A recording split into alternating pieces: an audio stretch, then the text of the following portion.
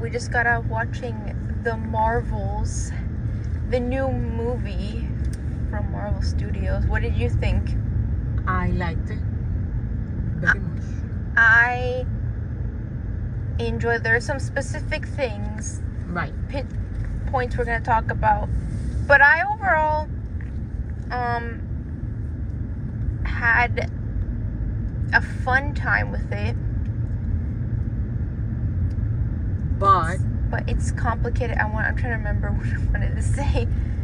It's like, okay, to start, it's the shortest Marvel movie, yeah, I think, to date, because it's only an hour and 45 minutes. Correct. Which, compared to most other Marvel movies, that's like the shortest runtime.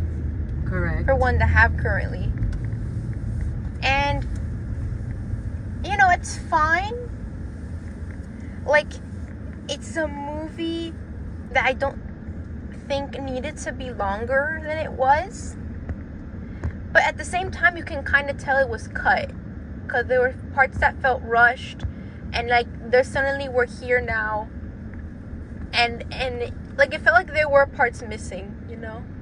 I get you. And this is a movie that kept getting, like, pushed back and delayed. So I don't know if maybe that had something to do with it. But, you know, there comes a point where, like, you keep delaying a movie. It's either, like, you gotta cancel it or just release it already, you know? And maybe that's the reason why it was so short. Yeah. Because it feels like they cut parts and they kind of put it together so it makes sense. Yeah.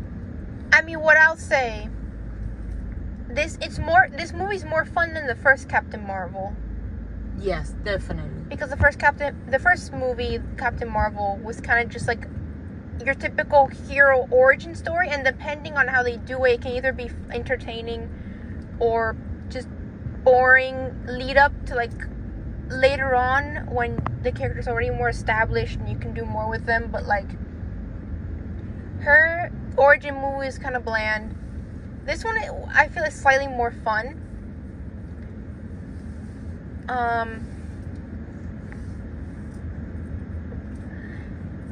They're kind of like there were moments that could lead to drama, but they kind of just end quickly. Like when those Skrull aliens, like, their home is destroyed by the villain. It's like, oh no, where are we gonna live? And then, like, the character from Thor, you know, Valkyrie, just randomly appears, like, oh yeah, I'm gonna take him to New Asgard. And then she makes, like, a random, unnecessary cameo for that reason. And then they leave, and it's just never brought up again. You know, that whole aspect. Right. Like, that's how you see the scene. Okay, she comes, takes him, and that's it. Yes. And then there's this other scene where she goes to this planet where they communicate by singing. Right. And she meets the prince, and they talk. She was married to the prince. She was married to, but she said it was like a marriage of convenience. I don't know. They don't explain that a lot. It's very colorful. Yeah, it's a colorful world. And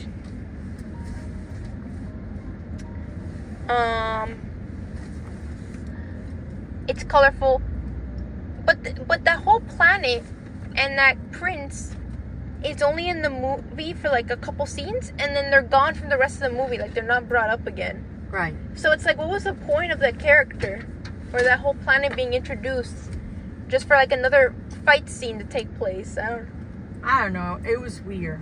Yeah. It's, like, definitely a movie that was cut and pasted a lot in, like, the editing room.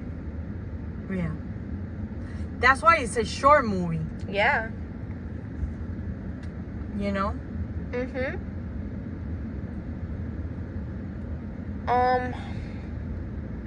What else? I guess the dynamic between the three main characters. We have Carol, the Captain Marvel, Miss Marvel, Kamala, and then Monica. Who, we kind of talked about this before we started recording. Like, we like their dynamic, the dynamic of the three. Yes. That was a good dynamic. Definitely. Yeah. But see, the beginning was kind of confusing because... Well, because the beginning opens with the villain finding the bangle. Right. Which is like the other half of what Kamala has, because she also has a bangle. Right. Correct. So it was kind of confusing, but then right away, the action starts and then you understand Yeah, what's it immediately goes into action. They immediately introduce them switching places every time they use their powers. Like, it doesn't waste time with anything. Right. So that's good. You know, like, it doesn't waste time. But you also have, you know, the risk of being confused because everything's just happening so fast and at once. You know? Right. But,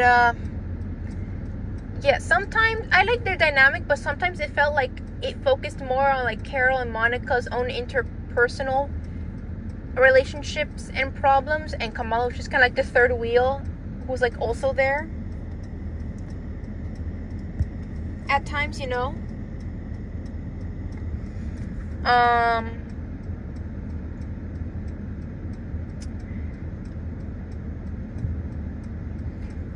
Yeah, but I mean, what do you think of that? Yes, definitely.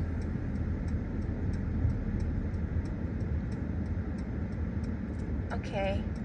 She was the third wheel, but then what saves the story? No, what saves it is that she has the other bangle, which keeps her right. relevant to the plot. Right, which is... So that helps it, you know, keep her... Why she is there. Like, I never questioned why anyone in the party was there. Like, they all felt like they filled their role. Yeah, you don't question that, because let me tell you, first of all, it goes by pretty fast. It's pretty entertaining. Yes. It's not a very long movie, and everybody makes sense, you know? Yes. Even though it feels like rushed, you know? Yeah. But they kind of cut it and put it together, and it makes sense, to tell you the truth.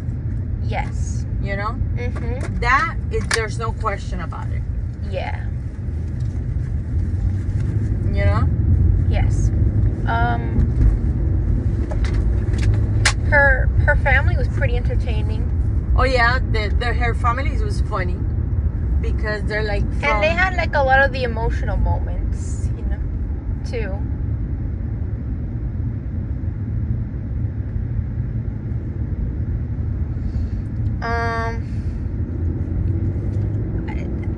I don't know what else. Should we talk about the cats? There's a whole weird subplot with the cats. That was a funny part. There's this, you know, if you've seen the first Captain Marvel, you know she has this pet cat who's actually an alien that looks like a cat. Right. And it can eat people because it has tentacles coming out of its mouth.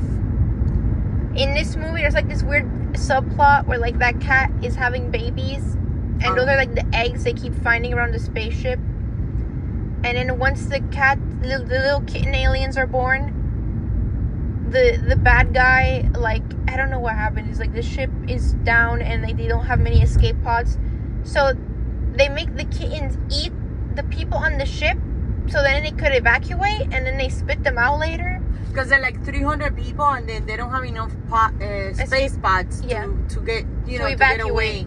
So the kittens would take less space. Yes. So they have the kittens eat the people because then they'll spit them out and then they could save everybody. Yes.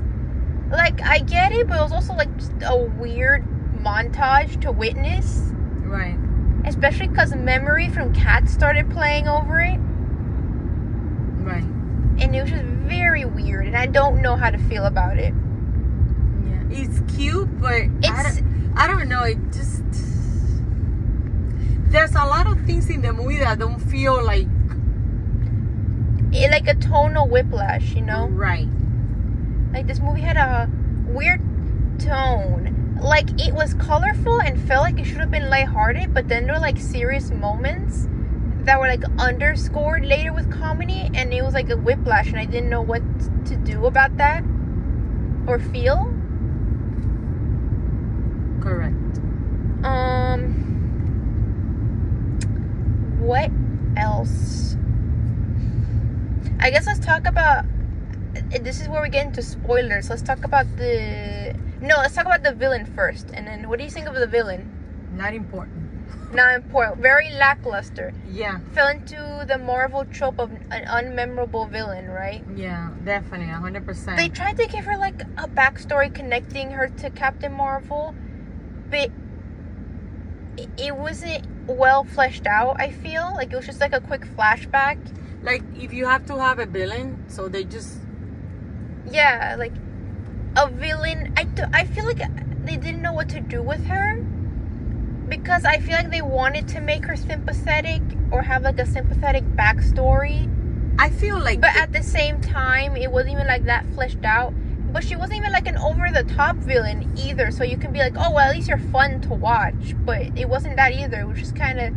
I mean, the actress did fine, but it wasn't, like, she was given a lot to do with the character, you know? I feel they needed a plot. So in order to have a plot, you have to have a villain. Felt like a stronger plot? Right. Yeah, because if they wouldn't have a villain that would do something, then how, you know, what was the purpose of the Marvels? Mm-hmm. What was the story? Well, the story was the villain trying to open, like, wormholes. I mean, yeah, wormholes, because we need to set up the multiverse, you know. Once again. I mean, I feel like if the movie had been, like, a more interpersonal thing, like, it's Captain Marvel learning how to cooperate and work with a team, because she's never had a team. She's always just worked alone, and kind of like her learning patience and working with a team and cooperating with other people. Like, if that had been the movie and the bad guy was just like, it wasn't even like a main bad guy, just like, oh, there's a threat coming and we need to, like, learn to work together before this threat comes. Right. Like, if that had just been the movie, that would have been, like, a fine plot. But we needed to, like, throw in this villain who could, like, rip wormholes or something because we need to set up the multiverse, and it just didn't fit. You know? Mm-hmm. Yeah, because they show, like, she's trying to, what they did to her planet, like Captain Marvel. Like, they made it uninhabitable, right. Like, the air is polluted and, like, all this stuff. But again, it's not explored much, so you don't really feel bad for her because they don't delve into it that much. And then she dies at the end anyway, so it's like, oh, it's just another Marvel villain who dies at the end. So, like, who cares? Yeah. It wasn't important. Like, no, she they didn't make her, like... she will not be remembered. At all. The character, I mean. I don't mean, like, the actress, like, to be mean, but, like, that character she played will not be remembered. No. I guess let's talk about the ending, the two ending scenes. Mm-hmm. Spoilers, but the first ending scene, before the credits roll, we see Kamala find one of the Hawkeyes, Kate Bishop, and that's basically implying that she's going to set up the Young Avengers, right? Who is like this subset team of like teenage to young adult characters. I guess that's more to come. Yes, more new characters to come, setting up a new team. I mean, there's not really a lot there. There's like an homage to the ending scene in the first Iron Man with Kamala, like, just there in, like, her apartment and talking to her to, like, set up the team, and that's it. But then we get to the post-credits scene, and that's when things really imply more to come. Because Monica, at the end of the Marvels, Monica, because of the wormhole the villain opened, she has to, like, fly in through the other side and close it, but that means getting stuck in that other universe. Right. So in the post-credit scene, Monica wakes up in, like, a hospital or some medical room in the other universe she's stuck in now, and she sees a version of, and she sees she meets, like, a different version of her dead mom, who is alive in this universe, but is also a hero who apparently didn't have kids. So she doesn't know who Monica is. And then someone else walks in, and it is none other than a Beast, an X-Men character from the X-Men movies. So I guess they're trying to put together... They're implying the other X-Men movies from Fox, but also implying they will soon do their own X-Men. I don't know, it's kind of confusing, but... Yeah, there's an X-Men tease at the end of the movie, and Monica's just stuck in that universe now. And then that's kind of it. It doesn't really lead to anywhere other than, oh, we might get X-Men in the future. But that's kind of it.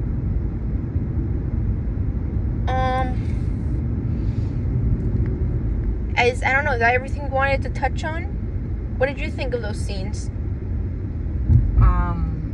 That's it, right? Okay, do you want to just, like, rate the movie? Because there's not really much. There's not really much to talk about, honestly.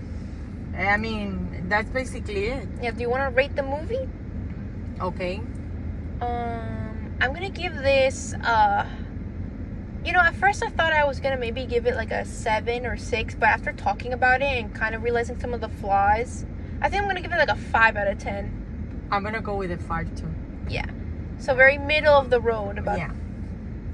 Like, it wasn't the worst. Like, I'd say this is more entertaining than the first Captain Marvel movie for me. But it wasn't the best Marvel movie we could have seen. No. But it also wasn't the worst. No. So it's kind of just in the middle of the road. So yeah, 5 out of 10 is good for both of us. Correct. I feel like this will be a very overlooked Marvel movie eventually to come.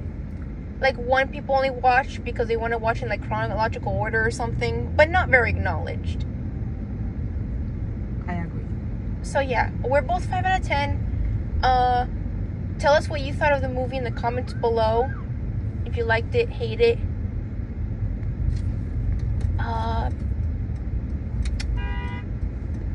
Please like, comment, please like and subscribe. This has been Just Some Fangirl, and we are out.